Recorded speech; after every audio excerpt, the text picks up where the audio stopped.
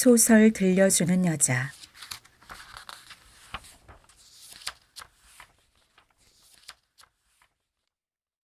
(5년) 전 외할머니가 돌아가셨다.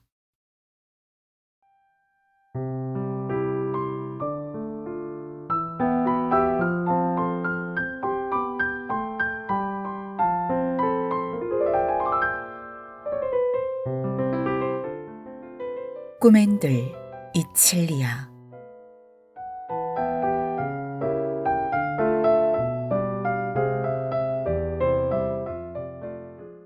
강화길.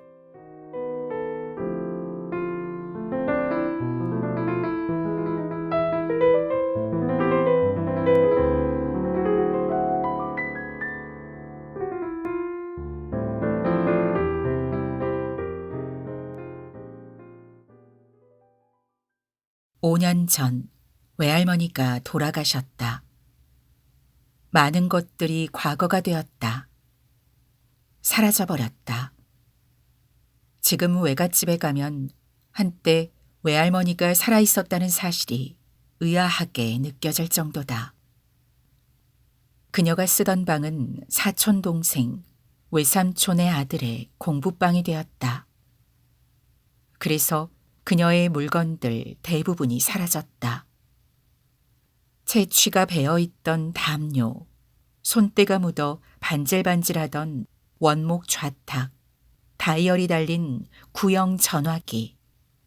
이제 모두 없다. 하지만 외할머니가 내게 해준 그 이야기만큼은 예외다. 그녀의 젊은 날, 어쩌면 인생에서 찰나에 불과했을지 모를 그때 한순간 그 모습만큼은 내 기억 속에 생생하게 남아있다.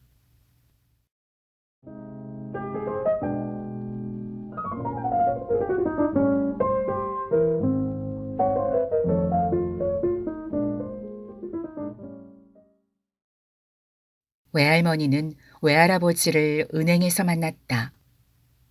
그는 손님이었고 그녀는 직원이었다. 그녀는 검소했지만 멋쟁이였다. 가끔 한 달 월급에 맞먹는 가격에 가방을 사기도 했다. 그러기 위해서 매일 점심을 굶었다. 그는 그녀의 그런 면모를 좋아했다. 하고 싶은 걸 해야만 하고 갖고 싶은 걸 가져야만 하고 기필코 무언가를 해내는 사람이라고 생각했다. 그녀 역시 그를 좋아했다. 그는 미남이었고 다정했으며 손재주가 좋았다. 무엇이든 뚝딱뚝딱 고쳤고 만들어냈다. 그 시절의 연애라고 해서 특별할 것은 없었다. 만나서 밥을 먹고 산책을 하고 차를 마시고 그러다 결혼을 했다. 이것이 요즘과 조금 다른 점일 수도 있겠다. 그 시절, 그러니까 전쟁 후 7년을 넘긴 시점에서 연애를 한다는 건 곧장 결혼을 의미하는 것이었으니까. 물론 고지식한 관점일 수도 있다. 평생 함께 살고 싶을 만큼 서로가 좋았을 수 있으니까.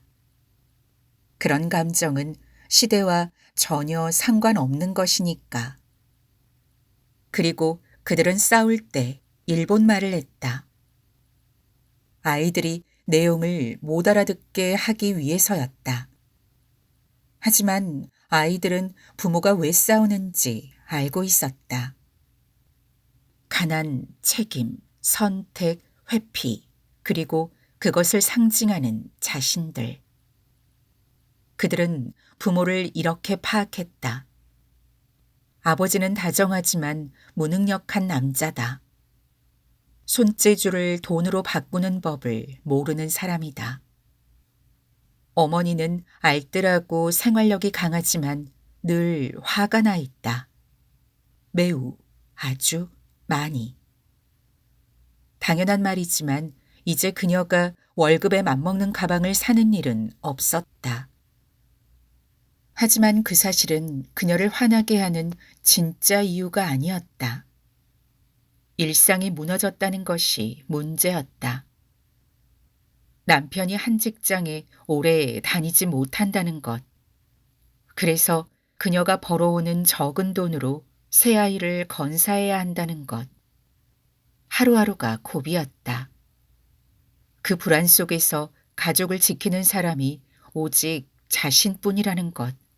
그 사실이 그녀를 화나게 했다. 그녀는 남편이 자신을 방패로 삼고 있다고 생각했다. 남편은 다르게 생각했다. 그는 자신에게 아직 기회가 오지 않았다고 생각했다. 그는 하고 싶은 일을 하면서 살고 싶었다. 그걸 찾지 못했다는 것이 문제였다. 그는 목공, 악기 연주, 글쓰기, 사진 찍기 등에 능했고 그 재주를 팔아 푼돈을 벌었다. 그중 하나라도 정착해야 옳았지만 그는 계속 방황했다. 잡다한 재능들 중 무엇을 가장 원하는지 몰랐기 때문이다. 그는 시간이 조금 더 필요하다고 생각했다. 아내의 분노는 이해하지 못할 것이 아니었으나 원망스럽기도 했다. 그는 아내가 월급에 맞먹는 가방을 사는 삶을 살지 못해 화가 났다고 생각했다. 왜 그랬을까? 그들은 언제나 싸웠고 마음에 맺혀있는 이야기들을 모두 끄집어내 서로에게 쏟아냈는데 왜 끝까지 진심을 몰랐을까?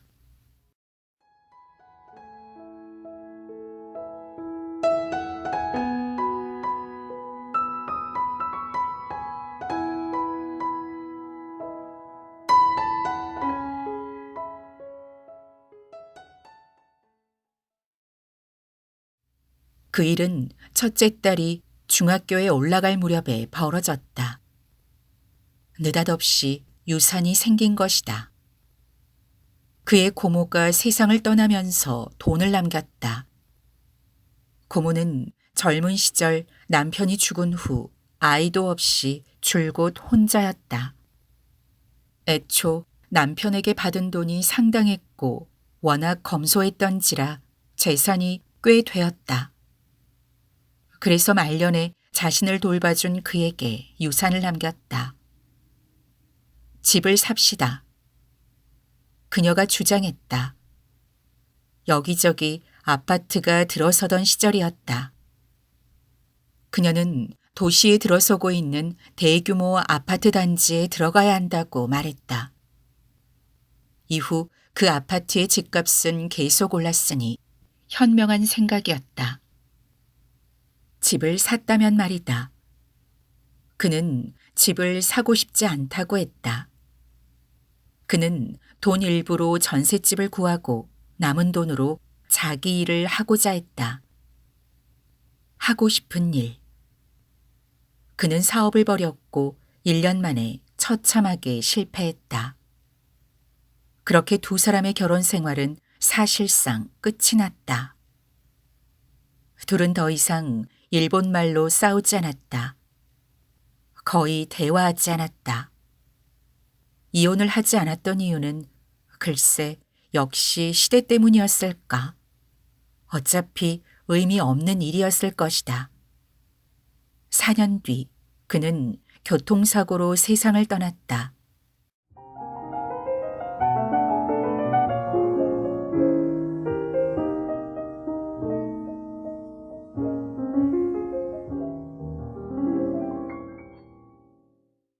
나는 그로부터 13년 뒤에 태어났다.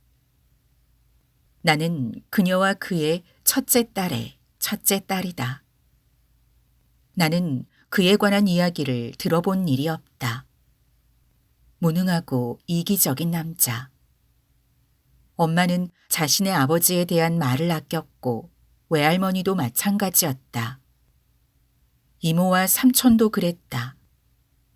가끔 그들의 어린 시절이 어땠는지, 그러니까 일본 말이 날카롭게 오가는 분위기를 회상할 때를 제외하면 외할아버지에 관한 이야기는 결코 화제에 오르지 않았다. 나는 자라면서 그에 대해 물으면 안 된다는 것, 그것이 우리 집의 규칙이라는 걸 깨달았다. 그러나 5년 전 나는 그 규칙을 깨뜨렸다. 외할머니에게 물었던 것이다. 외할아버지는 어떤 사람이었어요? 돌이켜보면 외할머니는 내 질문을 잘 이해하지 못했던 것 같다. 내가 물었던 건 말 그대로 그가 어떤 사람이었는지에 관한 거였으니까. 그의 성격, 생김새, 분위기. 그가 어떤 방식으로 무책임했는지, 그래서 가족들을 얼마나 힘들게 했는지가 궁금했다. 그러나 외할머니의 대답은 내가 기대한 것과는 전혀 달랐다. 처음 만난 날, 그는 그녀가 퇴근하기를 기다렸다. 그녀는 그가 자신을 기다린다는 걸 알고 있었다. 사실은 그녀 역시 그를 기다리고 있었다. 그가 은행으로 들어오는 순간 그가 그녀를 보고 그랬듯이 시선을 뗄 수 없었기 때문이다. 하지만 그녀는 끝까지 모른 척했다. 결국 그가 그녀에게 다가와 차 한잔 할 수 없겠냐고 물어오는 순간까지 그랬다. 그녀는 못 이기는 척 그를 따라 나섰다. 그리고 오래된 카페에 앉아 이야기를 시작했다. 무슨 이야기를 했어요? 난 물었다. 몰라, 기억이 안 나. 그녀는 간단하게 대답했다. 그러더니 덤덤한 목소리로 말했다. 계속 마주 앉아 있었다는 것만 기억한다고. 마주 앉아 이야기를 하고 또 했다고. 그런데 말이다. 응? 정신을 차려보니 4시간이 훌쩍 지나가 있었다. 그녀는 화들짝 놀라 자리에서 일어났다. 시간이 그렇게 지나간 줄 몰랐던 것이다.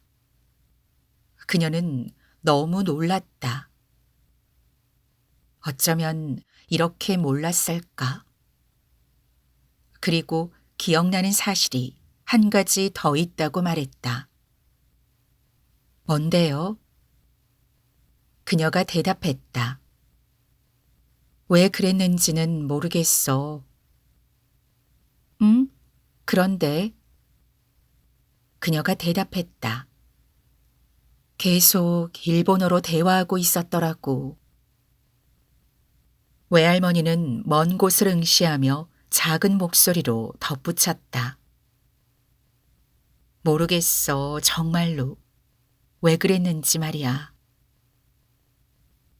난 알 것 같았다. 그러나 할머니에게 말하지는 않았다. 그렇게 그녀가 내게 건네준 그 어떤 순간을 나는 지금도 간직하고 있다.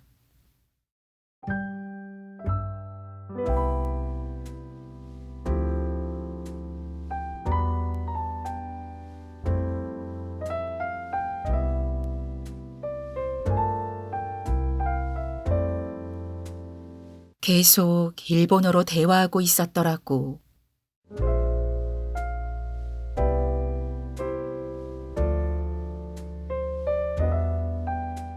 모르겠어, 정말로.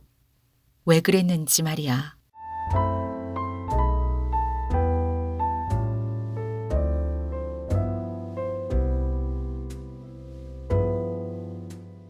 그들은 싸울 때 일본 말을 했다.